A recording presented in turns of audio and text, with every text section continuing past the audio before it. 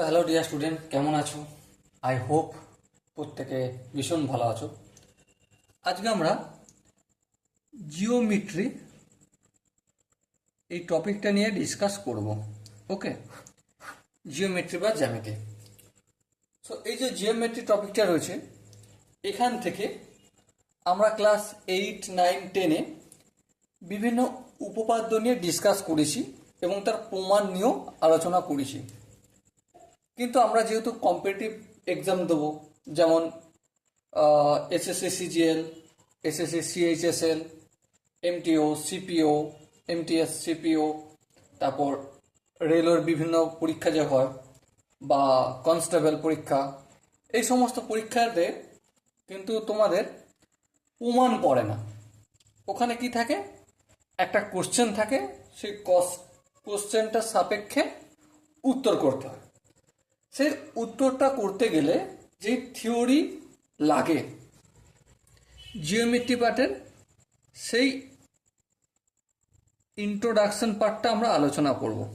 Introduction, ঠিক আছে?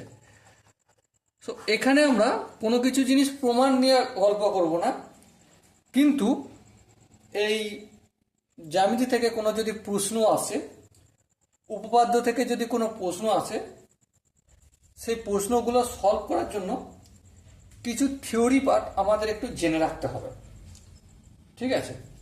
সেইটা নিয়ে একটু গল্প করে নিই। এই জিওমেট্রি পার্টে কী কী নিয়ে ডিসকাস করব। প্রথম যেটা নিয়ে আলোচনা করবো সেটা হচ্ছে লাইন অ্যান্ড অ্যাঙ্গেল, তারপর প্যারালাল লাইন, তারপর ট্রায়াঙ্গেল নিয়ে গল্প করব, তারপর কোয়াড্রিল্যাটারাল নিয়ে গল্প করব, চতুর্ভুজ, তারপর বহুভুজ নিয়ে গল্প করব এবং সার্কেল নিয়ে গল্প করব। ওকে, সো এই গল্পগুলো করব যে প্রথমে কি নিয়ে গল্প করব, লাইন নিয়ে গল্প করব। লাইন, লাইন জিনিসটা কি, ঠিক আছে? লাইন হচ্ছে একটা সেট, ইনফিনিটি পয়েন্টসের সেট। এই যে এখান থেকে শুরু হলো পয়েন্টগুলো, পর পর পর পর পর পর করে এই যে ইনফিনিটি পয়েন্ট, এই পয়েন্টের সেট হচ্ছে লাইন। ওকে, লাইনের কোনো দিন শুরু আছে না, লাইনের কোনো শুরু নেই। লাইনের কোনো শেষ আছে না, লাইনের কোনো শেষও নেই। এবার প্রশ্ন হচ্ছে, তাহলে আমরা যে ক্লাসে ছোটবেলায় শিখেছি যে এ বি একটি লাইন অঙ্কন করো, সেটা কি? সেটা কিন্তু লাইন না, সেটা হচ্ছে লাইন সেগমেন্ট। কি বললাম? সেটা লাইন সেগমেন্ট, মানে রেখাংশ। রেখাংশ, রেখাংশ সাপোজ এই জায়গা থেকে শুরু হলো, এখান দিয়ে গেল এখান পর্যন্ত, এই এ বি। দেখো এর শুরুও রয়েছে একটা জায়গা আর শেষ হচ্ছে এই জায়গায়। তাহলে যার শুরু আছে আর শেষ আছে সেরকম সরলরেখা কি বলা হচ্ছে? লাইন সেগমেন্ট বা রেখাংশ বলা হয়। আর শুধু লাইন, সেটা কি? শুধু লাইনের ইনফাইনাইট পয়েন্ট, মানে ফাইনাইট নয়, যেগুলো গণনা করা যায় না, গণনা করা মানুষের পক্ষে সম্ভব হয়নি, ঠিক আছে? তো এই যে ইনফাইনাইট পয়েন্টগুলো জুড়ে জুড়ে তৈরি হয় একটা লাইন। এই লাইনের না আদি আছে না অন্ত আছে। ওকে, তো এই হলো আমাদের লাইন। এবার লাইনের সম্বন্ধে আরো কিছু কথা আমরা বলতে পারি, লাইন বা সরলরেখা। যেমন ধরো কলিনিয়ার পয়েন্ট। কি বললাম? কলিনিয়ার পয়েন্ট, COLLINEAR, কলিনিয়ার পয়েন্ট। কলিনিয়ার পয়েন্ট কি, এইটা নিয়েও আমাদের একটু জেনে রাখা দরকার। পয়েন্টস, দেখো কলিনিয়ার পয়েন্ট হচ্ছে কতগুলি পয়েন্ট, কতগুলি পয়েন্ট মানে বিন্দু, যখন একই সরলরেখায় অবস্থান করে। ধরো এই হচ্ছে আমাদের সরলরেখা, ঠিক আছে? এই বিন্দুটার নাম হচ্ছে এ, এই বিন্দুটার নাম বি, এটার নাম সি, আর এটার নাম হচ্ছে ডি। তখন এই পয়েন্টগুলোকে কি বলা হয়? কলিনার পয়েন্ট বা সমরেখ বিন্দু।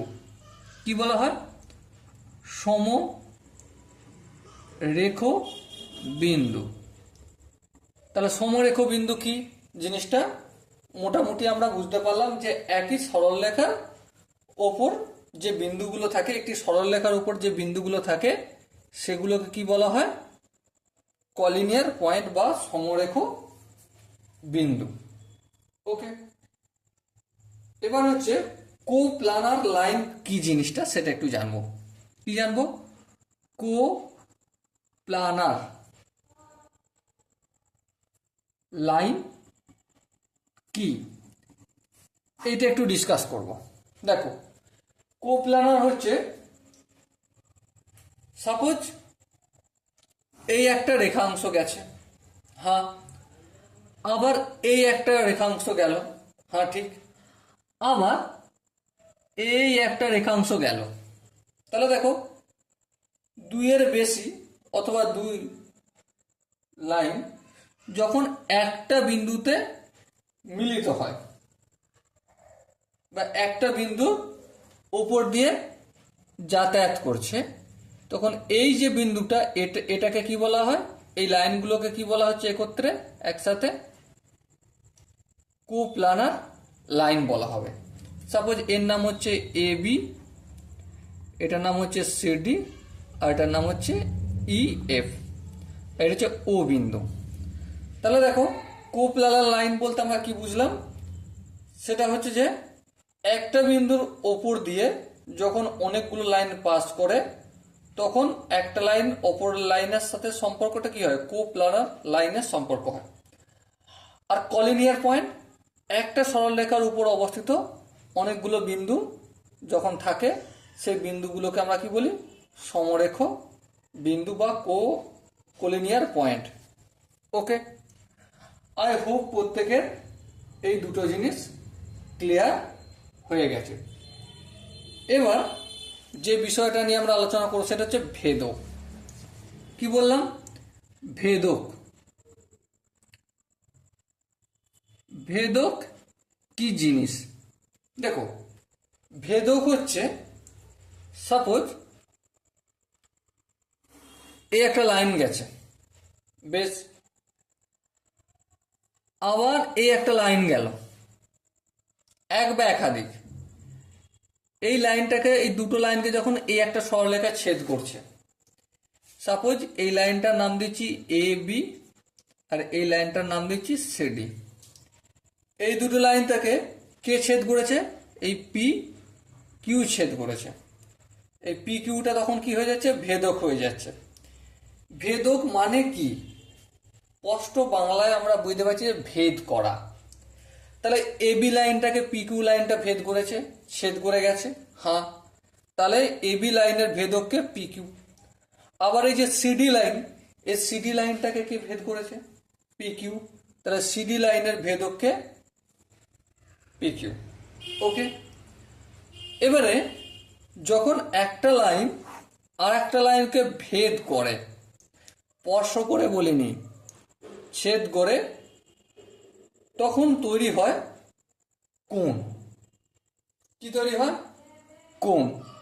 এবারে কোণের বিভিন্ন রকম ভাগ আছে, কিন্তু আমাদের যেগুলো প্রয়োজন, যেগুলো আমাদের জানতে হবে, যেগুলো ছাড়া আমরা চলতে পারবো না, সেই কোণগুলো নিয়ে একটু গল্প করে নিই। ওকে, চলো। এই ভেদকের ফলে একটা লাইন আর একটা লাইনকে ছেদ করছে বা স্পর্শ করছে, ঠিক আছে? তার ফলে যে কোণগুলো তৈরি হচ্ছে, সে কোণগুলো বিভিন্ন রকম হতে পারে।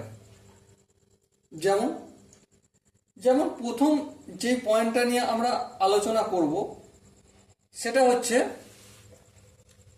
একটা অ্যাঙ্গেল থিটা, ঠিক আছে? এই থিটাটা 90 ডিগ্রির থেকে ছোট হবে। কত ডিগ্রির থেকে ছোট হবে? 90 ডিগ্রির থেকে ছোট হবে। আবার 0 ডিগ্রির থেকে বড় হবে। কত ডিগ্রির থেকে? 0 ডিগ্রির থেকে বড়, কিন্তু 90 ডিগ্রির থেকে ছোট। তখন এই কোণটাকে কি বলা হবে? অ্যাকুয়েট অ্যাঙ্গেল। অ্যাকুয়েট অ্যাঙ্গেল। ওকে, আশা করি এটা প্রত্যেকে মনে থাকবে। অ্যাকুয়েট অ্যাঙ্গেল বলতে বাংলা হচ্ছে সূক্ষ্মকোণ, তাই তো? হ্যাঁ, ঠিক। আবার সাপোজ একটা কোণ, ঠিক আছে, এই কোণটা ভ্যালু হচ্ছে 90 ডিগ্রির সঙ্গে সমান, তখন এই কোণটাকে কি বলা হবে? Right angle. RIGHT, right angle. Okay, right angle মানে বাংলা যেটা গোদা বাংলা বলি সমকোণ। আই হোপ প্রত্যেকের বোঝা গেছে রাইট অ্যাঙ্গেল কিভাবে। এই একটা লাইন গেছে, একটা লাইন গেছে, এই কোণটা হলো 90 ডিগ্রি, তখন এই কোণটাকে কি বলা হবে? রাইট অ্যাঙ্গেল আমরা বলবো। ওকে, চলো, অ্যাকুয়েট গেল মানে সূক্ষ্মকোণ গেল, রাইট অ্যাঙ্গেল গেল। এবারে রাইট অ্যাঙ্গেলের পর যেটা আসে সেটা হচ্ছে যে 90 ডিগ্রির থেকে বড়। কত ডিগ্রির থেকে বড়? 90 ডিগ্রির থেকে বড় কোনো অ্যাঙ্গেল। এই যে থিটাটা, এই থিটাটার মান হবে theta is greater than 90 degree. 90 ডিগ্রির থেকে বড়, তখন এই কোণটাকে কি বলা হবে? অবটিউস অ্যাঙ্গেল। কি বলা হবে? অবটিউস অ্যাঙ্গেল। ওকে, মানে গোদা বাংলা যেটাকে আমরা সাধারণত কি বলে থাকি, বাংলাটা মাথায় আসছে না, স্থূলকোণ বলি, তাই না? তো এটা 90 ডিগ্রি থেকে বড় যে কোণটা সেটাকে কি বলা হচ্ছে? অবটিউস অ্যাঙ্গেল। এবারে স্ট্রেট লাইন, এটা গেল 90 ডিগ্রি থেকে বড়। এবারে অ্যাঙ্গেল অফ স্ট্রেট লাইন বলতে যেই কোণটার ভ্যালু 180 ডিগ্রি, মানে এই লাইনটা গেল, এই লাইনের এখান থেকে এখান পর্যন্ত কত ডিগ্রি কোণ উৎপন্ন করবে? 180 ডিগ্রি কোণ উৎপন্ন করবে। তো এই কোণটাকে কি বলা হবে? Angle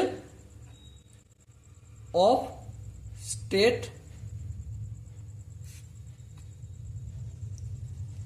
line. ওকে, তো ছোট ছোট কিছু বিষয়। অ্যাঙ্গেল অফ স্ট্রেট লাইন কত ডিগ্রি হয়? 180 ডিগ্রি। তার মানে একটা সরলরেখা কত ডিগ্রি কোণ উৎপন্ন করে? 180 ডিগ্রি কোণ উৎপন্ন করে।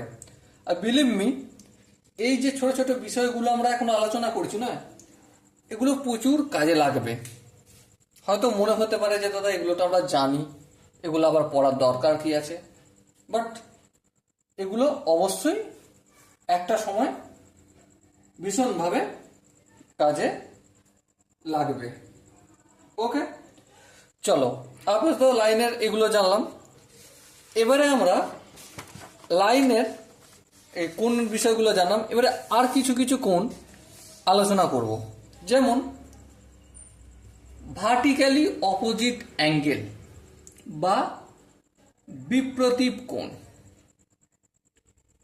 বিপ্রতীপ কোণ, ভার্টিক্যালি অপোজিট অ্যাঙ্গেল।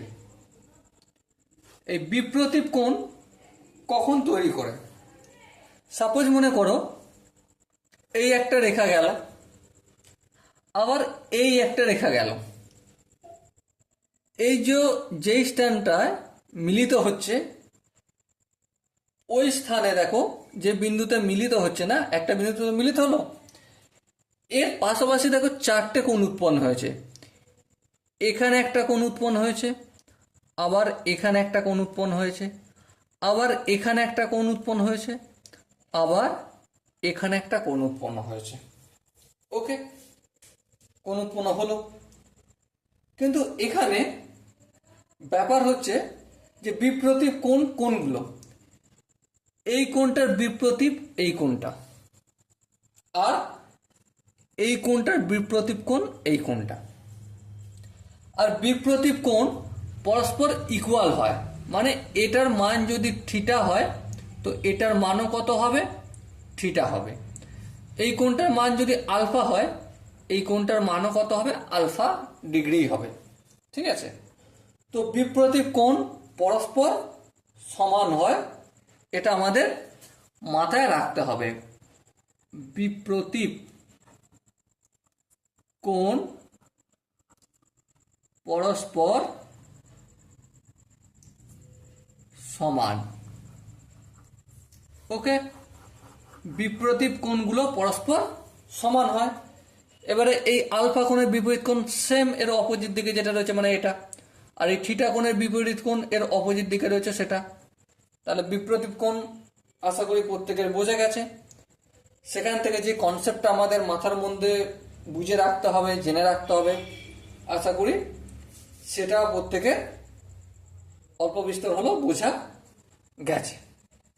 ওকে, চলো এরপর আমরা যে বিষয়টা নিয়ে আলোচনা করব সেটা কি, সেটা হচ্ছে অনুরূপ কোণ। কি বললাম? অনুরূপ কোণ। ব্যাপার হচ্ছে অনুরূপ কোণটা কি? অনুরূপ কোণ গল্প করতে গেলে আমাদেরকে প্রথম প্যারালাল লাইন জানতে হবে বা সমান্তরাল লাইন। সমান্তরাল লাইনটা কি? একটা সরলরেখা আর একটা সরলরেখার পাশে অবস্থান করবে, কিন্তু তাদের ডিস্টেন্সটা সবসময় যদি ইকুয়াল থাকে তখন সেটাকে বলা হয় সমান্তরাল রেখা। মানে এটাও এই যে এ বি, এই সরলরেখাটা সিডি সরলরেখাটা, এর মাঝে যে ডিস্টেন্স, এই ডিস্টেন্সটা ইকুয়াল হবে। এখানেও যতটা হবে এখানেও ততটা হবে। হালাকি আমার একটু লেখাটা ভুল হয়েছে আঁকা, কিন্তু এটা মাথায় রেখে চলো যে সব জায়গায়, প্রতিটা জায়গায় ডিস্টেন্স ইকুয়াল হবে। ওকে, বুঝলাম। কিন্তু অনুরূপ কোণ কখন সৃষ্টি হবে? সাপোজ মনে করো এই একটা ভেদক, ঠিক আছে, পি কিউ ভেদক ভেদ করলো। ভেদ করার ফলে এখানে দেখো কতগুলো কোণ সৃষ্টি হয়েছে। এখানে একটা কোণ সৃষ্টি হয়েছে, হ্যাঁ। আবার এখানে একটা কোণ সৃষ্টি হয়েছে, হ্যাঁ। আবার এখানে একটা কোণ সৃষ্টি হয়েছে, হ্যাঁ। আবার এখানে একটা কোণ সৃষ্টি হয়েছে, চারটে কোণ সৃষ্টি হয়েছে, হ্যাঁ ঠিক। আবার এখানে একটা কোণ, এখানে একটা, এখানে একটা, এখানে একটা, এখানেও চারটে কোণ সৃষ্টি হয়েছে। ওকে, নো প্রবলেম। নাম দিয়ে দিচ্ছি, সাপোজ এটা 1 নম্বর কোণ, এটা 2 নম্বর কোণ, এটা 3 নম্বর কোণ, এটা 4 নম্বর কোণ, এটা 5 নম্বর, এটা 6 নম্বর, এটা 7 নম্বর, আর এটা 8 নম্বর। 8টা কোণ তৈরি হলো, তাই না? বেশ, এবারে যে বিষয়টা বলবো সেটা আমাদের ধ্যান দিয়ে মনে রাখতে হবে। কি? এই যে ভেদক, পি কিউ ভেদকের বহিস্থ কোণ কোনটা? বহিস্থ কোণ, বহিস্থ কোণ বলতে দেখো এই যে সমান্তরাল সরলরেখা, এর মধ্যবর্তী যে কোণগুলো রয়েছে, মানে 3 আর 4, 5 আর 6, এই কোণগুলো হচ্ছে অন্তস্থ কোণ। আর বহিস্থ কোণ হচ্ছে 1, 2, 7, 8, এই কোণগুলো হচ্ছে বহিস্থ কোণ। মনে থাকবে, আই হোপ। দেখো না, নর্মালি খালি চোখে দেখেই বোঝা যাচ্ছে যে সমান্তরাল দুটো সরলরেখা, তার বাইরের দিকের কোণগুলো বহিস্থ কোণ, আর দুটো সরলরেখার মধ্যবর্তী যে কোণগুলো তৈরি হয়েছে সেগুলো হচ্ছে অন্তস্থ কোণ। আশা করি এটা প্রত্যেকের মনে থাকবে কি? অবশ্যই থাকবে। এবার প্রশ্ন হচ্ছে যে অনুরূপ কোণগুলো কি? এই যে দুটো সরলরেখা এ বি আর সিডি, এই দুটো সরলরেখা অপর একটি সরলরেখা, অর্থাৎ এখানে পি কিউ, একই পাশে প্রথম সরলরেখার বহিস্থ যে কোণ উৎপন্ন করেছে আর দ্বিতীয় সরলরেখার অন্তস্থ যে কোণ উৎপন্ন করেছে, মানে 1 আর 5, এই দুটো পরস্পর, মানে অ্যাঙ্গেল 1 আর অ্যাঙ্গেল 5, এই দুটো কি একে অপরের অনুরূপ কোণ। কি কোণ? অনুরূপ কোণ। একের অনুরূপ কোণ কোনটা? 5টা। বেশ, তাহলে এটা আরেকটা সূত্র মনে রাখতে হবে, স্টার দিয়ে লিখছি, অনুরূপ কোণ পরস্পর সমান। কি? অনুরূপ কোণ পরস্পর সমান হয়, এটাও মনে রাখতে হবে, স্টার দিয়ে দিলাম। ঠিক আছে, তাহলে দেখো 1-এর অনুরূপ হচ্ছে অ্যাঙ্গেল 5, তাহলে 2-এর অনুরূপ কোনটা? 2 ইকুয়াল টু অনুরূপ অ্যাঙ্গেল, বলো তোমরা নিজেরা বলো। 2-এর অনুরূপ কোণ মানে এই কোণটার অনুরূপ হলে কি একই পাশে হবে, মানে লেফটের দিকে হবে, বাম দিকে হবে, আবার অন্তস্থ কোণ হতে হবে, মানে 6টা। 2-এর অনুরূপ হচ্ছে অ্যাঙ্গেল 6, আবার 8-এর অনুরূপ হচ্ছে অ্যাঙ্গেল 4, তাহলে 8 ইকুয়াল টু অনুরূপ কোণ 8-এর অনুরূপ অ্যাঙ্গেল 6, একটা বহিস্থ আর একটা অন্তস্থ কিন্তু একদিকে অবস্থান করছে, ঠিক আছে। আবার 7-এর অনুরূপ 3, তাহলে অ্যাঙ্গেল 7 ইকুয়াল টু অনুরূপ অ্যাঙ্গেল 3। ওকে, এই জিনিসটা আই হোপ প্রত্যেকের মনে থাকবে। কি আই হোপ প্রত্যেকের মনে থাকার তো কথা। চলো এরপর আমি একান্তর কোণ নিয়ে গল্প করব। কি নিয়ে? একান্তর কোণ। এই একান্তর কোণ এই গল্পটা কি? সেম একইভাবে আমি দুটো সমান্তরাল সরলরেখা অঙ্কন করব। ওকে, এখানে একইভাবে ছেদক অঙ্কন করলাম। এরপর কি এই যে এখানেও 4টে কোণ উৎপন্ন করবে, হ্যাঁ ঠিক, 4টে কোণ উৎপন্ন করবে। আবার এখানেও 4টে কোণ উৎপন্ন, নাম দিয়ে দেবো 1 2 3 4 5 6 7 8। বেশ, একান্তর কোণের গল্প হচ্ছে এটাই যে এই যে ভেদকটা দেখিয়েছি না, পি কিউ ভেদক, এটা এ বি আর এটা হচ্ছে সিডি। একান্তর কোণ গল্পটা হচ্ছে এটাই, এরা অন্তস্থ হবে।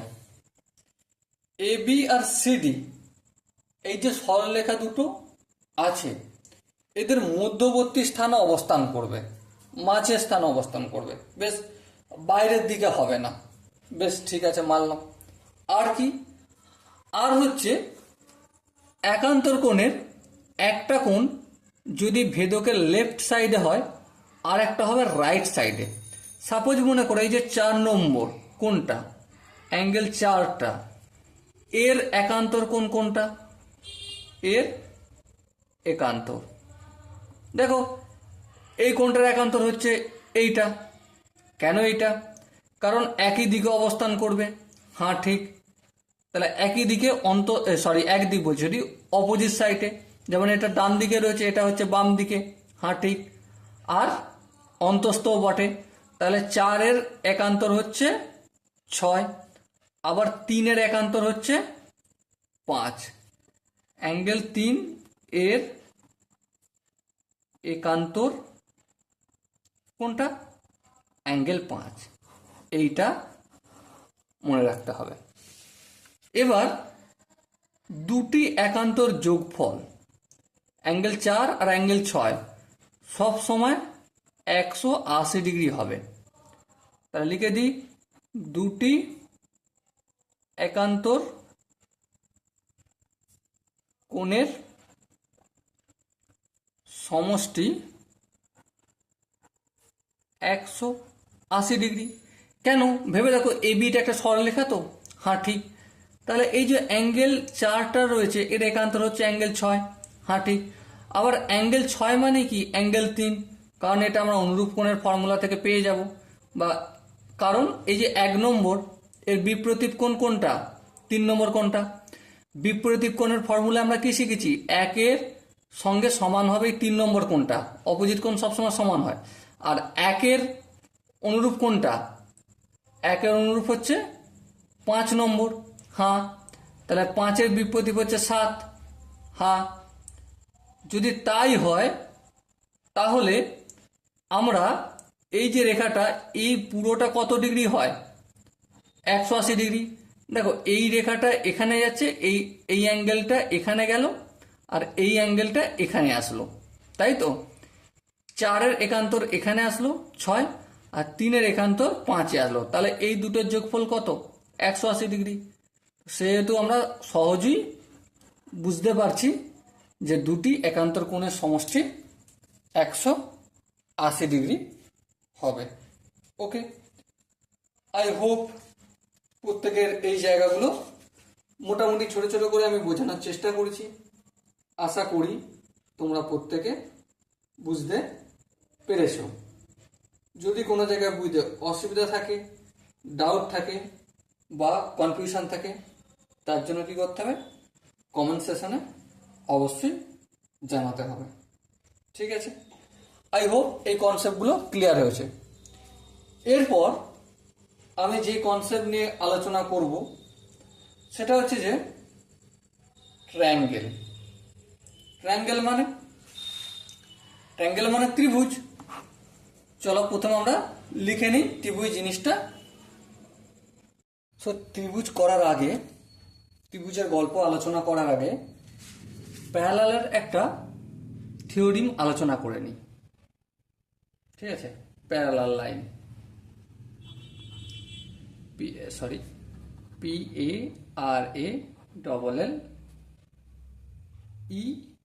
Parallel, parallel line.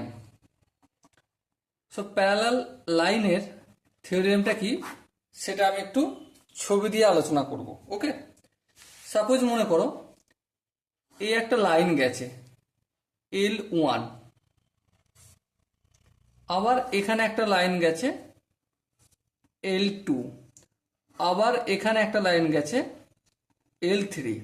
আচ্ছা, L1, L2, L3 মানে প্রতিটা লাইন কিন্তু সমান্তরাল, মানে এখান থেকে এখান পর্যন্ত যে ডিস্টেন্স, এখান থেকে এখান পর্যন্ত এগুলো ইকুয়াল থাকবে। এই জায়গাতেও যতটা থাকবে, এই জায়গাতেও ততটা। ওকে, এবারে এই যে ইকুয়াল লাইনগুলো, প্যারালাল লাইনগুলো, এগুলোকে ইন্টারসেক্ট করছে টি আর এস লাইন,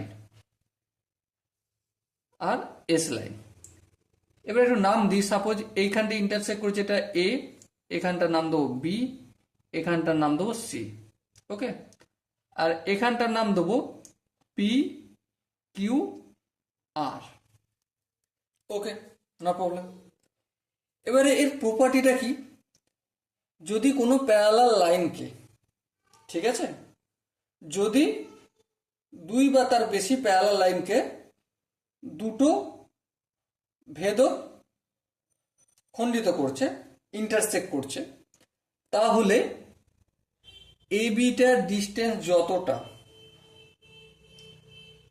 ইকুয়াল টু বিসির ডিস্টেন্স ততটা হবে। আবার এই পি কিউর ডিস্টেন্স যতটা, ততটা কি হয়ে যাবে? কিউ আর এর ডিস্টেন্স হবে। এটা আমাদেরকে একটু ছোট করে মনে রাখতে হবে। ওকে, আই হোপ এটা প্রত্যেকের মনে থাকবে। চলো এবার আমরা ত্রিভুজ নিয়ে গল্প করি, বা ট্রায়াঙ্গেল।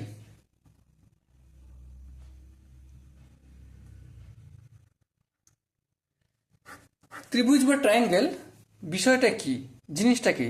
দেখো, ট্রায়াঙ্গেল সিম্পলি, সহজভাবে বলতে যদি পারি, তিনটি বাহু দ্বারা সীমাবদ্ধ সমতলিক ক্ষেত্রকে ত্রিভুজ বলে। কি বলে? তিনটি বাহু, তিনটি বাহু দ্বারা সীমাবদ্ধ সমতলিক ক্ষেত্রকে আমাদের ট্রায়াঙ্গেল বা ত্রিভুজ বলছে। ওকে, এবারে দেখো, ত্রিভুজকে যদি আমরা, আশা করি প্রত্যেকে এটা জানো যে সমতলিক ক্ষেত্র মানে একটা সমতলে অবস্থিত হবে, সীমাবদ্ধ মানে এই যে তিনটে বাহু, এটা পরস্পরের এই যে এখানগুলো ফাঁকা থাকবে না, এটা একে অপরের সঙ্গে ছুঁয়ে থাকবে বা ছেদ থাকবে। ঠিক আছে, তো এটা হচ্ছে আমাদের ত্রিভুজের এক্সাম্পল হলো। এবার টাইপ অফ ট্রায়াঙ্গেল মানে প্রকার ভেদ। কি জানবো? প্রকার ভেদ। ক ভাগে ভাগ করা যায়। দেখো, নর্মালি বাহুর ওপর ভিত্তি করে, মানে সাইডের ওপর বেস করে আর কোণের ওপর বেস করে ভাগ করা হয় ত্রিভুজকে। ঠিক আছে, যেমন বাহুর উপর বেস করে যখন প্রথম যে ভাগটা সেটা হচ্ছে সমবাহু ত্রিভুজ, সমবাহু ত্রিভুজ। তারপর কি নেক্সট হচ্ছে সমদ্বিবাহু ত্রিভুজ, সমদ্বিবাহু ত্রিভুজ। নেক্সট হচ্ছে বিষমবাহু ত্রিভুজ, বিষমবাহু ত্রিভুজ। ওকে, আর কোণের ওপর ভিত্তি করে কিভাবে হয়? এক নম্বর হচ্ছে সূক্ষ্ম কোণী ত্রিভুজ। নেক্সট কি? নেক্সট হচ্ছে সমকোণী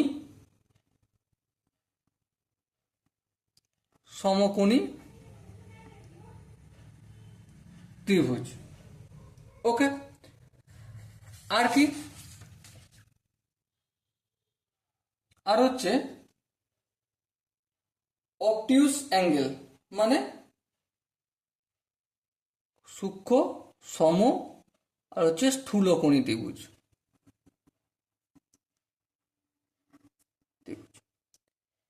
এবারে মোটামুটি একটু ডিসকাস করি সমবাহু ত্রিভুজটা কি। দেখো, সমবাহু ত্রিভুজ হচ্ছে, সিম্পলি বুঝবো, যেই ত্রিভুজের সবকটা বাহু সমান সেটাই কি হয়ে যাবে? সমবাহু ত্রিভুজ। বেশ, সমদ্বিবাহু ত্রিভুজ, যেই ত্রিভুজের দুটো বাহু সমান সেটা কি হয়ে যাবে? সমদ্বিবাহু ত্রিভুজ হবে। হ্যাঁ, আর ইকুইল্যাটারাল ট্রায়াঙ্গেল বা সরি বিষম, তাই তো, বিষম বাহু ত্রিভুজটা কি? বিষম বাহু ত্রিভুজ মানে যে ত্রিভুজের তিনটে বাহু সমান নয়, ব্যাস সেটাই হয়ে যাবে বিষম বাহু ত্রিভুজ। এবারে এখান থেকে কিছু প্রশ্ন আসতে পারে। ঠিক আছে, এই যে সমবাহু, সমদ্বিবাহু, বিষমবাহু, ছোট্ট ছোট্ট জিনিস, এগুলো আমরা প্রত্যেকে ছোটবেলা থেকে শিখছি। তারপরও এখান থেকে এমন কোশ্চেন আসতে পারে যেগুলো আমাদের করতে মাথার ঘাম পায়ে পড়েছে।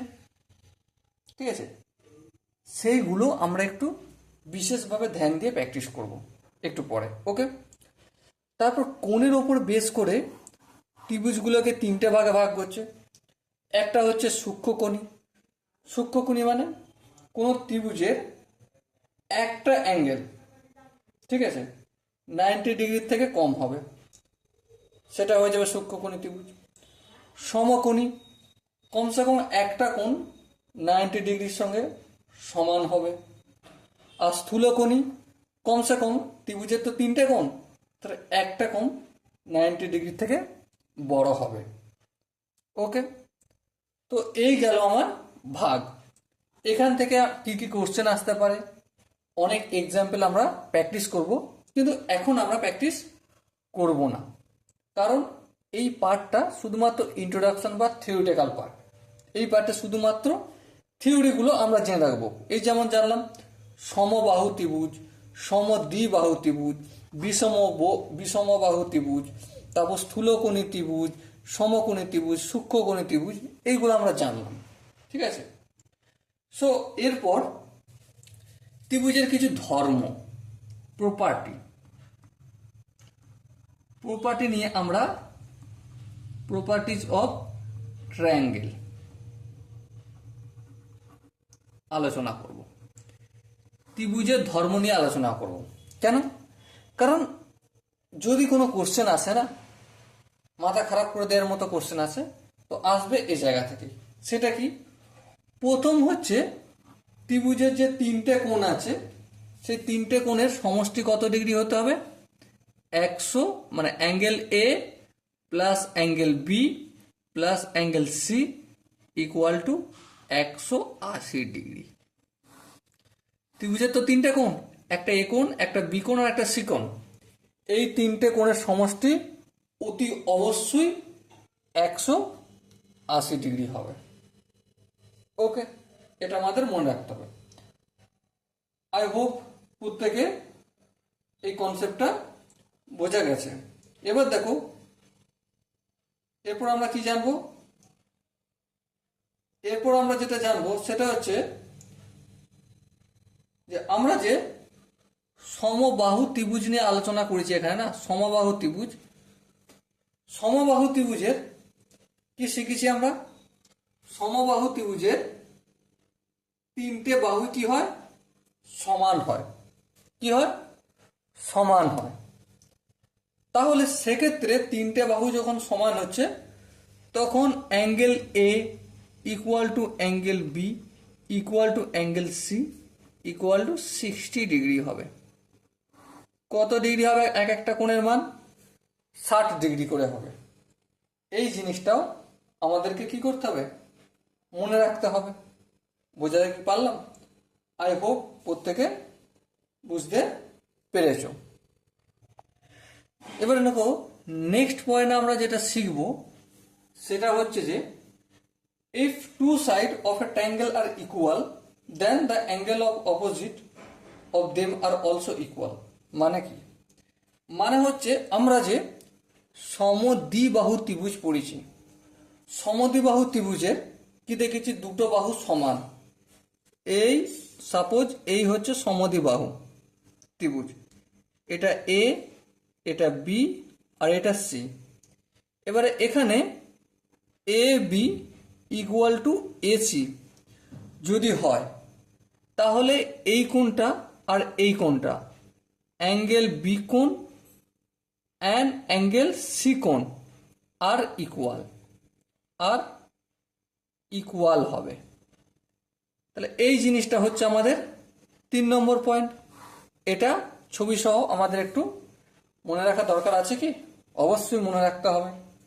ওকে, আই হোপ প্রত্যেকের এই পয়েন্টটাও বোঝা গেছে। চলো নেক্সট পয়েন্ট নিয়ে আলোচনা করি।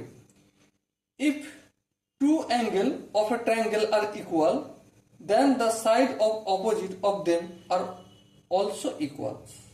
মানে যদি ত্রিভুজের তিনটে কোণ সমকোণ 100 ইকুয়াল হয়, মানে এই যে এই 2 নম্বরটা দেখেছি না, এটাই একটু রিপিট ইনভার্স হিসেবে বলছে যে তিনটে কোণই যদি সমান হয়, ইকুয়াল হয়, তাহলে কি বুঝতে হবে? সমবাহু ত্রিভুজ। সমবাহু ত্রিভুজ। আর সমবাহু ত্রিভুজ বলতে কি? সমবাহু ত্রিভুজ বলতে আমরা কি বুঝি? যে তিনটে বাহুই সমান, সেটাই হয়ে যাবে সমবাহু ত্রিভুজ। ওকে, আই হোপ প্রত্যেকে বুঝতে পেরেছ। এরপর নেক্সট আমি যেই পয়েন্টটা ডিসকাস করব সেটা হচ্ছে ত্রিভুজের দুটো বাহু দৈর্ঘ্য তৃতীয় বাহু অপেক্ষা সবসময় বড় হবে। ইকুয়াল তো হবেই না, বড় হবে। তাহলে ত্রিভুজের যে কোনো দুটি বাহুর দৈর্ঘ্য ত্রিভুজের যে কোনো দুটি বাহুর দৈর্ঘ্য তৃতীয় বাহু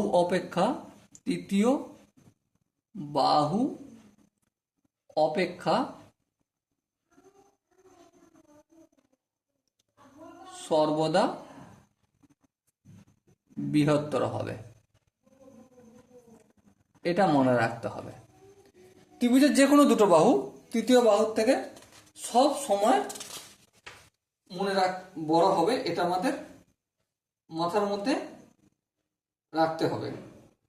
ওকে, আই হোপ প্রত্যেকে এই জিনিসগুলো বা এই যে 4-5টা প্রপার্টি দেখালাম আশা করি মনে থাকবে, বা এখান থেকে অনেক কোশ্চেনও কিন্তু আসে। এবারে দেখো, দুটি ত্রিভুজ সর্বসম কখন হবে? কি বললাম? দুটো ত্রিভুজ সর্বসম কখন হবে? যখন তার তিনটে বাহুই সমান হবে। একটা ত্রিভুজের তিনটে তো বাহু, তিনটে সাইড, সাইড সাইড সাইড যখন ইকুয়াল হবে তখন হবে। আবার যখন সাইড অ্যাঙ্গেল সাইড মানে দুটো করে বাহু সমান আর একটা করে কোণ সমান হবে তখন দুটো ত্রিভুজ ইকুয়াল হবে। আবার যখন দুটো কোণ আর একটা বাহু সমান হবে তখন দুটো ত্রিভুজকে আমি সর্বসম ত্রিভুজ বলছি। আর কখন? যখন রাইট অ্যাঙ্গেল হাইপারটেনিয়াস আর একটা সাইড মানে কি একটা 90 ডিগ্রি কোণ থাকবে, আর 90 ডিগ্রি কোণ মানে তার বিপরীত বাহু অতিভুজ, অতিভুজ মানে হাইপারটেনিয়াস, সেইটা সমান হবে, আর যে কোনো একটা সাইড সমান হবে, তখন কি বুঝে নেব? তখন এই যে দুটো জায়গায় যে ত্রিভুজ থাকবে সেই ত্রিভুজ দুটো সর্বসম ত্রিভুজ হবে। সর্বসম ত্রিভুজ বলতে কি বোঝাচ্ছি? সর্বসম ত্রিভুজ বলতে যার আকার আর গঠন ইকুয়াল, তখন সেই দুটো ত্রিভুজ সর্বসম ত্রিভুজ। মনে করো এই ত্রিভুজটা আর এই ত্রিভুজটা এ বি সি, এটা A dash B dash C dash. Suppose মনে করো এ বি এর দূরত্ব আর এ ড্যাশ বি ড্যাশের দূরত্ব সমান, আবার এ সি এর দূরত্ব এ ড্যাশ সি ড্যাশের সমান, অথবা বি সি এর দূরত্ব বি ড্যাশ সি ড্যাশের দূরত্ব সমান, তাহলে সেক্ষেত্রেও সর্বসম হবে। আবার সাপোজ মনে করো এই কোণটা সমান, এই বাহুটা সমান, এই বাহুটা সমান, তখনও হবে। আবার সাপোজ মনে করো এই কোণটা সমান এইটার সঙ্গে এটা, আবার এই বাহুটা আর এই বাহুটা সমান, সেক্ষেত্রে হবে। মুদ্রা কথা, এই চারটে ফর্মুলার মধ্যে যে কোনো একটা ফর্মুলা যদি কাজে লাগে তখন কি বুঝবো? এই ত্রিভুজ দুটো কি সর্বসম ত্রিভুজ। ওকে, আই হোপ প্রত্যেকে বুঝতে পেরেছো। যদি কোনো জায়গায় বুঝতে অসুবিধা থাকে, ডাউট থাকে, কনফিউশন থাকে, তার জন্য কি করতে হবে? কমেন্ট সেকশনে জানাতে হবে। ওকে, সো ডিয়ার স্টুডেন্ট, এরপর আমরা কি নিয়ে আলোচনা করব? এরপর আমরা আলোচনা করব চতুর্ভুজ নিয়ে। ওকে, কি নিয়ে? চতুর্ভুজ নিয়ে আলোচনা করব। চতুর্ভুজ নিয়ে আমরা যে আলোচনা করব, চতুর্ভুজ জিনিসটা কি সেটা নিয়ে একটু গল্প হোক। চতুর্ভুজ, দেখো, চতুর্ভুজ হচ্ছে চারটে বাহু দ্বারা সীমাবদ্ধ সমতলিক ক্ষেত্রকে চতুর্ভুজ বলে। মানে সাপোজ এই একটা বাহু, এই একটা বাহু, এই একটা বাহু, এই একটা বাহু, তাহলে দেখো একটা দুটো তিনটে চারটি বাহু একই সমতলে আছে। দেখো একটা খাতার পেজের উপর আছে, একটা সমতলে আছে। এই বাহুগুলো যে কোণ তৈরি করেছে, দেখো চারটে কোণ তৈরি করেছে, তার মানে কি সীমাবদ্ধ করছে, একটা বাহু অপর বাহুর সঙ্গে টাচ করছে। ঠিক আছে, তো এই ধরনের চারটে বাহু দ্বারা সীমাবদ্ধ সমতলিক ক্ষেত্রকে কি বলে? চতুর্ভুজ বলে। এবার চতুর্ভুজের বিভিন্ন প্রকার আছে, যেমন বর্গক্ষেত্র আছে, আয়তক্ষেত্র আছে, ট্রাপিজিয়াম আছে, সামন্তরিক আছে, রম্বস আছে। ঠিক আছে, এইগুলো নিয়ে আমরা মোটামুটি একটা কনসেপ্ট আলোচনা করব। তারপর এখান থেকে এদের কিছু প্রপার্টি, এদের কিছু কনসেপ্ট আমরা মাথায় রাখবো। কেন? ওই কনসেপ্টগুলো থেকে পরীক্ষায় প্রশ্ন আসতে পারে, আমাদের জিজ্ঞাসা করতে পারে, সেই কনসেপ্টটা তারপর আলোচনা করব। ওকে, প্রথমে আমরা যেটা আলোচনা করব সেটা হচ্ছে বর্গক্ষেত্র। কি? বর্গক্ষেত্র। বর্গক্ষেত্র জিনিসটা কি? বর্গক্ষেত্র হচ্ছে চারটি সমান বাহু দ্বারা সীমাবদ্ধ সমতলিক ক্ষেত্রকে বর্গক্ষেত্র বলে। যেমন ধরো এই বাহুটার দূরত্ব যদি এ হয়, দৈর্ঘ্য, এটারও এ হবে, এটারও এ হবে, এটারও এ হবে, এটা কি আমরা বর্গক্ষেত্র বলে চিহ্নিত করব। ওকে, নেক্সট হচ্ছে আয়তক্ষেত্র, দেখো প্রপার্টি নিয়ে আমরা তো আলোচনা করবোই, অনেক আলোচনা করব, ঠিক আছে। আয়তক্ষেত্র যেমন বর্গক্ষেত্রের চারটে কোণ যে আছে এগুলো হচ্ছে 90 ডিগ্রি করে হবে, ঠিক আছে। চারটে বাহু সমান, চারটে কোণ 90 ডিগ্রি করে হবে। তাহলে 90 ডিগ্রি করে হওয়ার মানে কি, এই বাহুটা এই বাহুর সঙ্গে সমান্তরাল, আর এই বাহুটা এই বাহুটার সঙ্গে সমান্তরাল হবে। ব্যাস, এই প্রপার্টিগুলো আমরা মনে রাখবো। আশা করি তোমরা এটা প্রত্যেকেই জানো, শুধু একটু রিভিশন করে নিচ্ছি। আয়তক্ষেত্র জিনিসটা কি, একটা চতুর্ভুজ যার বিপরীত বাহুগুলো সমান আর সমান্তরাল। মানে এই বাহুটা এই বাহুটার সঙ্গে সমান, আর এই বাহুটা এই বাহুটার সঙ্গে সমান। শুধু সমান নয়, সমান্তরালও বটে। ওকে, মানে এই বাহুটাকে যদি এদিকে এক্সটেন্ড করা হয়, এই বাহুটাকে যদি উপর নিচে এক্সটেন্ড করা হয়, বাড়ানো হয়, তাহলে দূরত্বটা, মাঝের দূরত্বটা সবসময় একই থাকবে। আবার সেম এই বাহুটাকে লেফটে আর রাইটে যদি এক্সটেন্ড করা হয়, আর এর বিপরীত বাহুটা এই বাহুটাকে যদি লেফট আর রাইটে এক্সটেন্ড করা হয়, তাহলে ওদের মাঝের দূরত্বটা কোনোদিন কমবেও না, বাড়বেও না। তাহলে এটাই হচ্ছে আমাদের আয়তক্ষেত্র। ওকে, এরপর আমরা যেটা নিয়ে আলোচনা করব সেটা হচ্ছে ট্রাপিজিয়াম। এবার প্রশ্ন হচ্ছে ট্রাপিজিয়াম বিষয়টা কি। যে চতুর্ভুজের এক জোড়া বিপরীত বাহু পরস্পর সমান্তরাল তাকে ট্রাপিজিয়াম বলে। সাপোজ মনে করো এই একটা বাহু, হ্যাঁ, আর এই একটা বাহু, এই একটা বাহু আর এই একটা বাহু, চারটে বাহু হলো, হ্যাঁ ঠিক। দেখো এর এই বাহুটা আর এই বাহুটা পরস্পর সমান্তরাল, হ্যাঁ ঠিক। তাহলে এটাকে কি বলবো আমি, ট্রাপিজিয়াম। এমনটা নয় যে এই বাহু দুটোকে সমান হতেই হবে, এমনটা কিন্তু কোনো জায়গায় বলা নেই। শুধু একটা কথাই বলে রেখেছে যে এক জোড়া বিপরীত বাহু, ঠিক আছে, এক জোড়া বিপরীত বাহু সমান্তরাল হলি সেটাকে আমরা কি বলবো, ট্রাপিজিয়াম বলবো।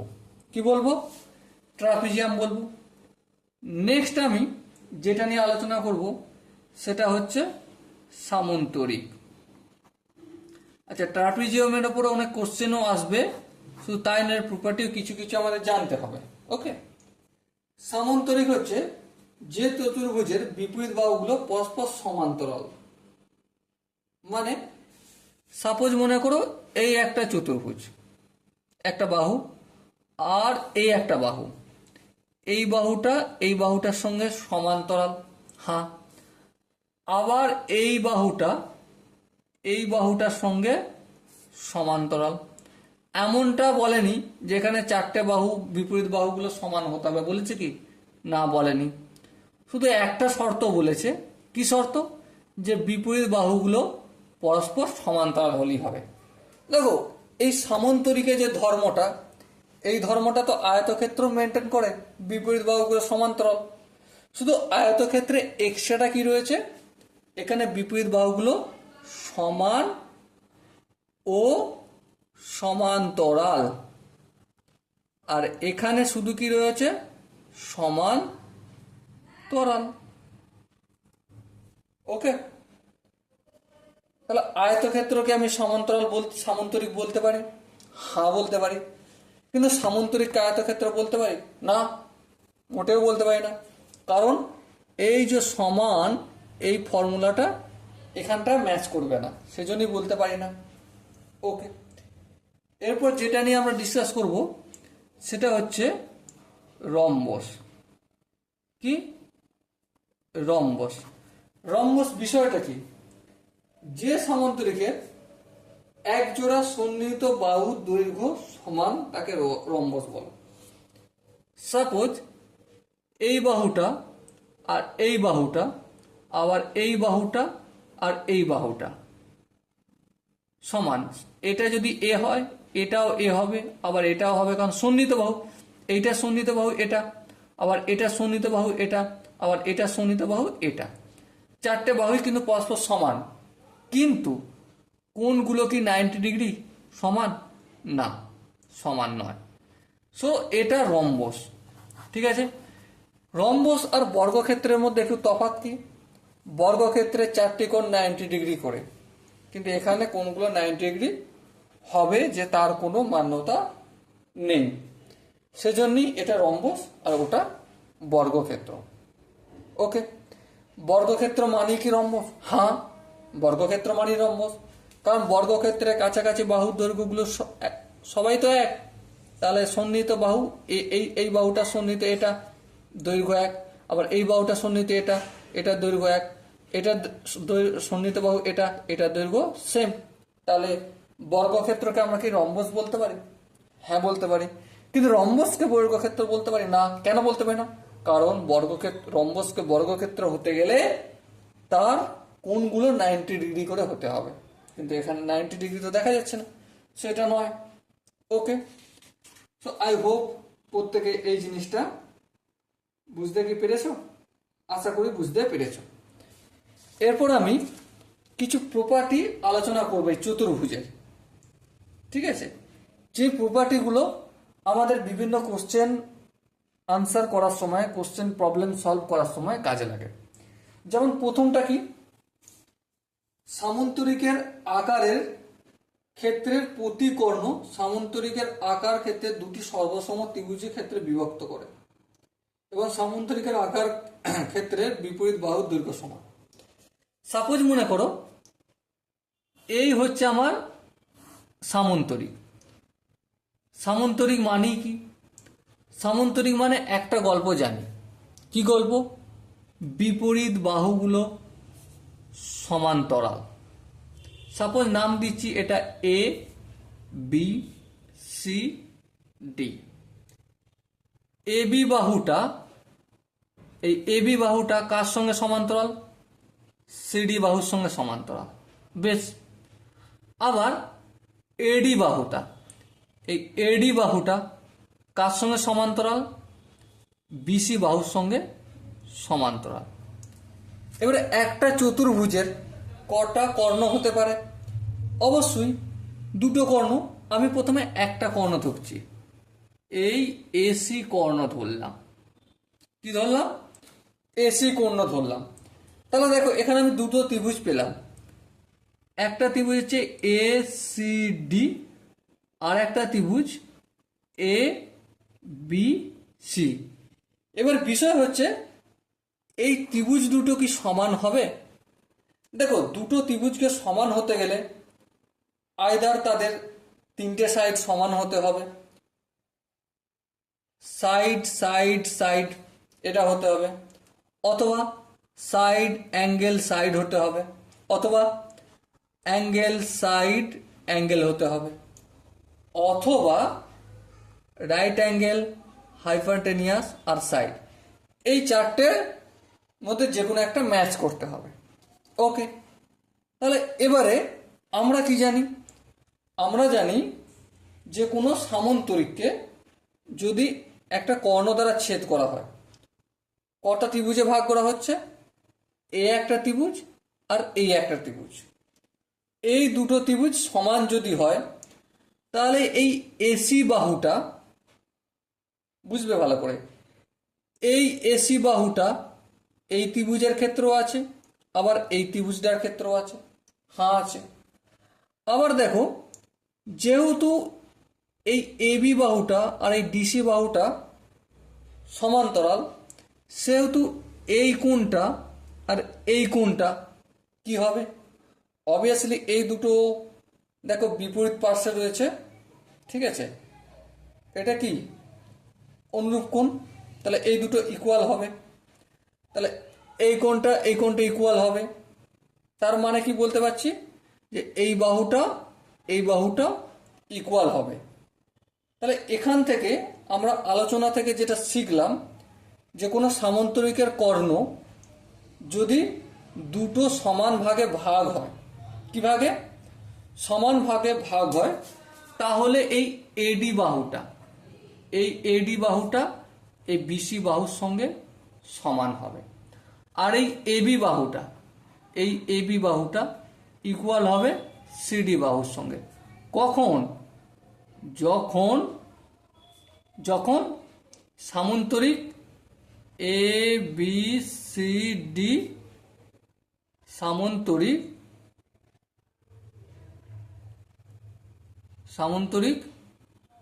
কর্ণ বরাবর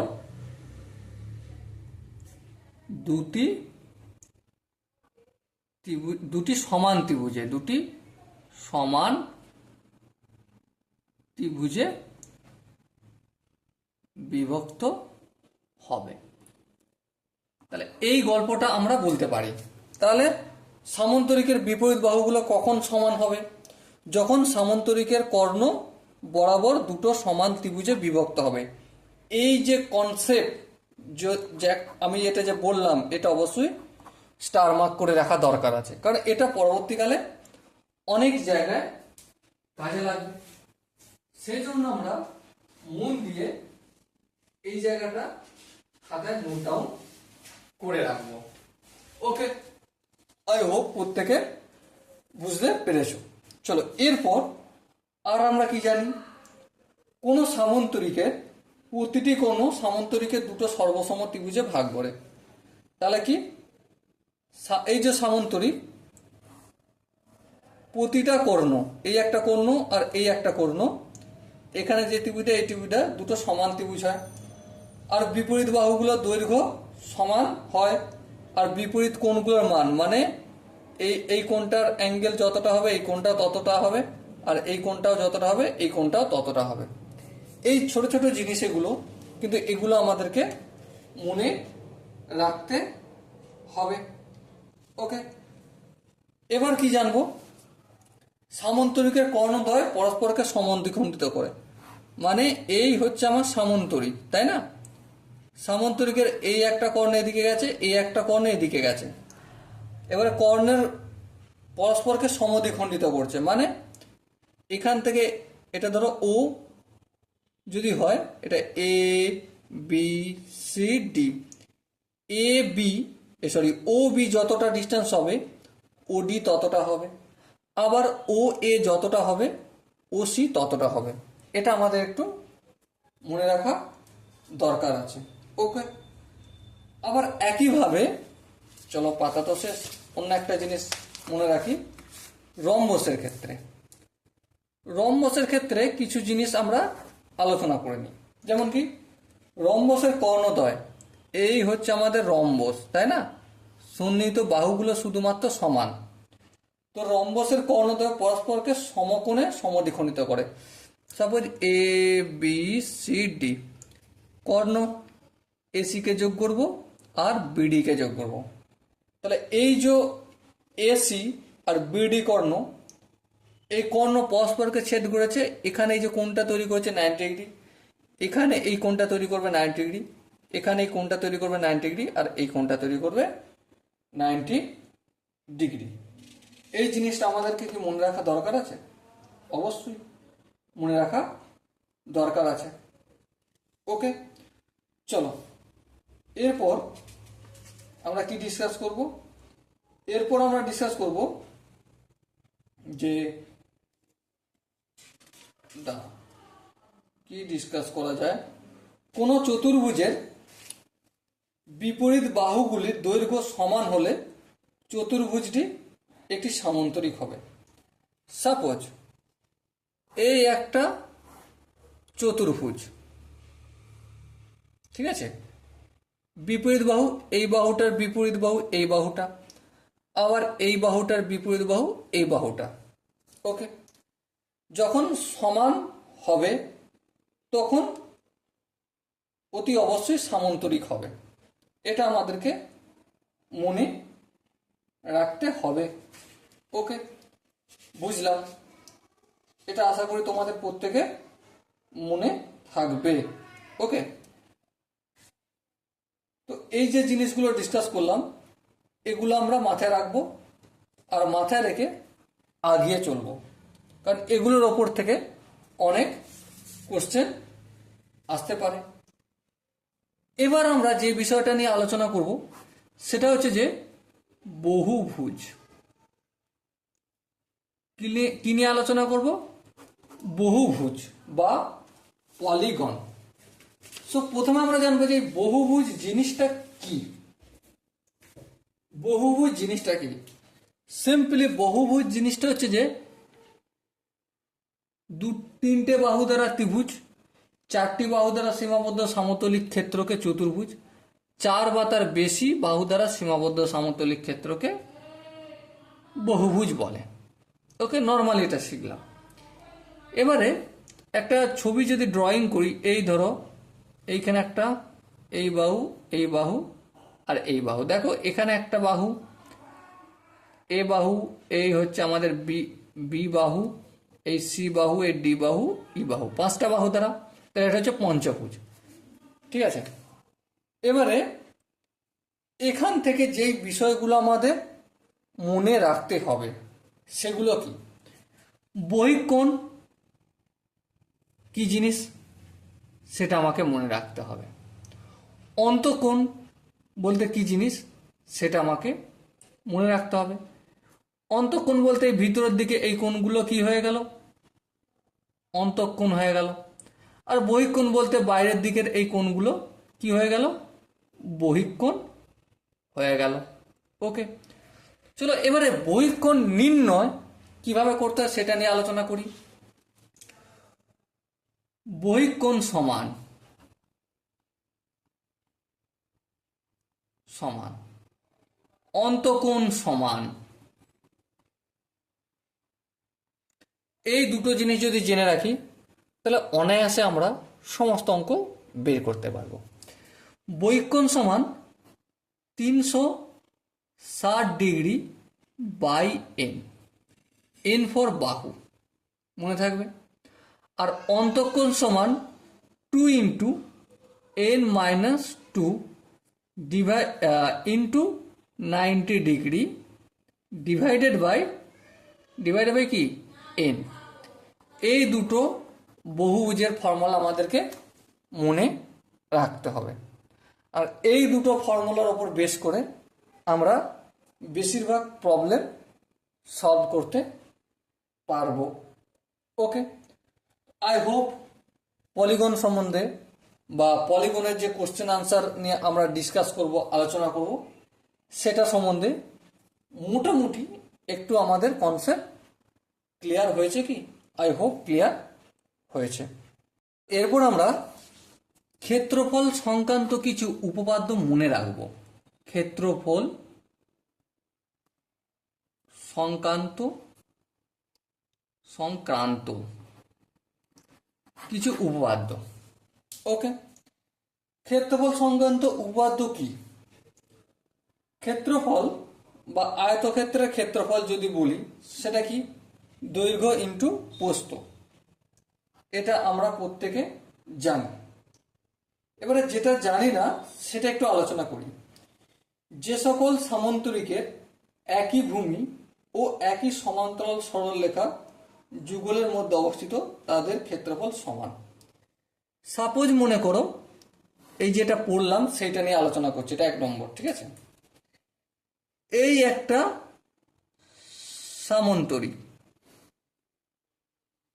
ঠিক আছে, এ বি হচ্ছে ভূমি। আবার এই একই ভূমিকে কেন্দ্র করে সাপোজ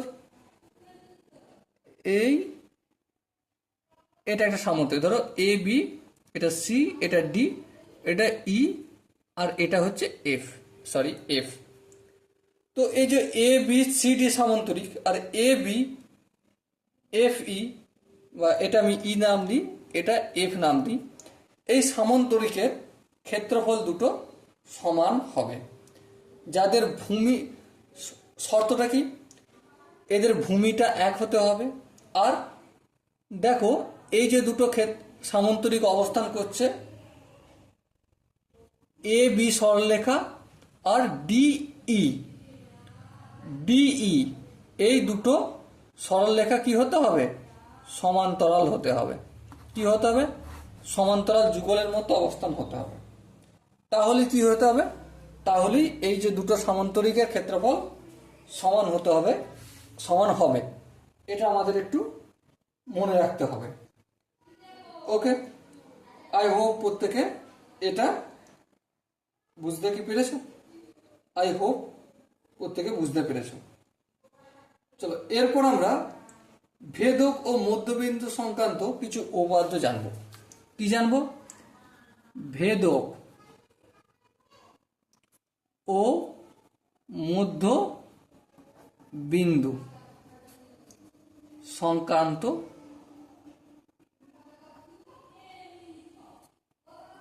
উপপাদ্য। ঠিক আছে, প্রথমত কি, একটি ত্রিভুজের যে কোনো দুটি বাহুর মধ্যবিন্দু সংযোজককারী সরলরেখাংশ তৃতীয় বাহুর সমান্তরাল ও অর্ধেক হবে। মানেটা কি?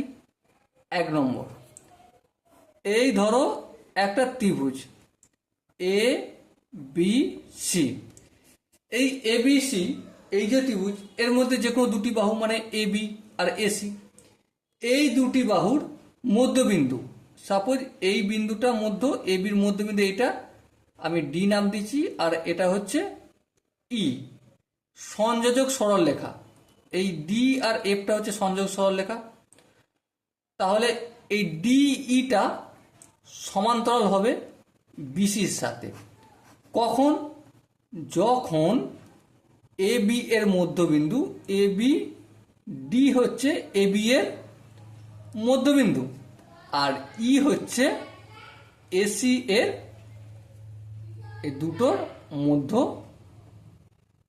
বিন্দু। এটা একটু আমাদের মনে রাখতে হবে।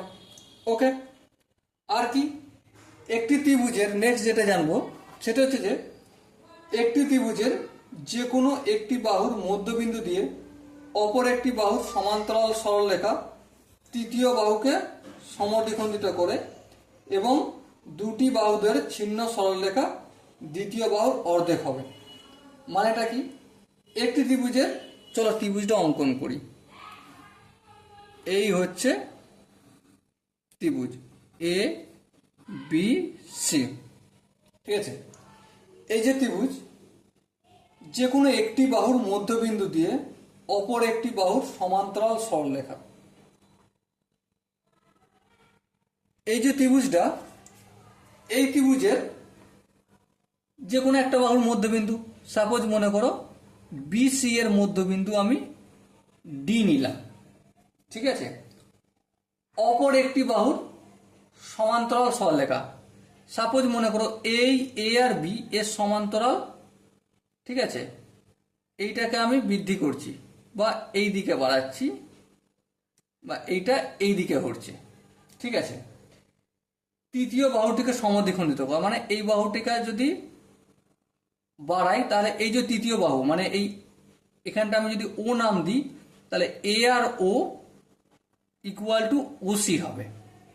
মানেটা কি? এ একটা ত্রিভুজ, ত্রিভুজের তৃতীয় একটা বিন্দু নিচে কোনো একটা বাহুর বিন্দু, এটা দ্বিতীয় বাহু যদি সমান্তরাল হয়, মানে এই এ বি বাহুটা এই যে বিন্দুটা দিয়ে একটা সমান্তরাল অঙ্কন করেছি, এই যে দ্বিতীয় বাহুটা দিয়ে, তাহলে এই যে সমান্তরাল বাহুটা, মানে এই তীর চিহ্ন করা বাহুটা যেটা আমি দেখাচ্ছি এখন, এই বাহুটা তৃতীয় বাহু মানে এসি বাহু, এটা প্রথম বাহু, এটা দ্বিতীয় বাহু, আর এটা হচ্ছে তৃতীয় বাহু, তৃতীয় বাহুর মধ্যবর্তী স্থানে ছেদ করবে। তার মানে এ ও ইকুয়াল টু ওসি। এটা আমাদের একটু মনে রাখতে হবে। ওকে, আই হোপ প্রত্যেকে বুঝতে পেরেছো।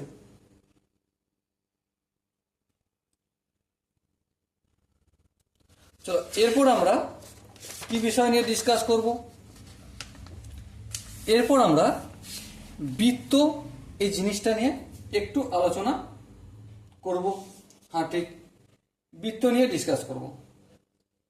তো চলো, বৃত্ত কি? ঠিক আছে, বৃত্ত বিষয়টা কি সেটা নিয়ে আমরা প্রথমে একটু গল্প করে নিই। দেখো, বৃত্ত খুবই সহজে বোঝা যায় যে কোনো একটা কেন্দ্রকে কেন্দ্র করে, বিন্দুকে কেন্দ্র করে, ঠিক আছে, ব্যাসার্ধ বরাবর সেটাকে যদি ঘোরাই, যে বক্ররেখা তৈরি হচ্ছে সেটাই হচ্ছে আমাদের বৃত্ত। ঠিক আছে, এখানে শর্তটা কি? শর্তটা হচ্ছে একটা কেন্দ্রকে ফিক্স করে ঘুরতে হবে, প্রথম কথা। আর দ্বিতীয় কথা কি, এই ব্যাসার্ধটা কখনো, ধরো এখানে আর হলো, এখানে গিয়ে আর এর থেকে কিন্তু বাড়ানো যাবে না, মানে কেন্দ্র থেকে সব জায়গার দূরত্ব বা ডিস্ট্যান্স ইকুয়াল থাকবে, এটা আমাদের মনে রাখতে হবে। ওকে, তো এই হচ্ছে আমাদের বৃত্ত। এবারে বৃত্ত নিয়ে অনেক কাহিনী রয়েছে, গল্প আছে, চলো সেগুলো নিয়ে একটু গল্প করা যাক। বৃত্ত হচ্ছে, দেখো, বৃত্তর দুটো ফর্মুলা আমাদের খুব কাজে লাগে। সেটা হচ্ছে বৃত্তের পরিসীমা। বৃত্তের পরিসীমা, বৃত্তের পরিসীমা হচ্ছে 2 পাই আর, আর মিন ব্যাসার্ধ, আর বৃত্তের ক্ষেত্রফল, বৃত্তের ক্ষেত্রফল equal to pi r square বর্গ একক। এটা শুধু একক আর এটা হচ্ছে বর্গ একক। এই দুটো জিনিস ভীষণ ইম্পর্টেন্ট এবং বিভিন্ন জায়গায় কাজেও লাগে। ওকে, সো আরও যদি কিছু কনসেপ্ট এখানে রয়ে যায় এই জিওমেট্রি টপিক্সের ওপর বেস করে, তাহলে যখন আমি কোশ্চেন করাবো, বিলিভ মি, কমসে কম এখানে 100, 200, 150, 300 অনেক কোশ্চেন করাবো এই পরিমিতি থেকে, পরিমিতি বলছি, জিওমেট্রি থেকে। ঠিক আছে, যদি কোনো কনসেপ্ট বোঝাতে আটকে রয়ে যায়, এখন তার সবগুলো ফটফট করে করা যাচ্ছে না, তো অবশ্যই আমি তোমাদের সাথে ডিসকাস করে দেবো সেই মুহূর্তে। ওকে, সো দেখা হচ্ছে পরবর্তী সেশনে। ততক্ষণ পর্যন্ত ভালো থেকো, সুস্থ থেকো এবং জয় হিন্দ।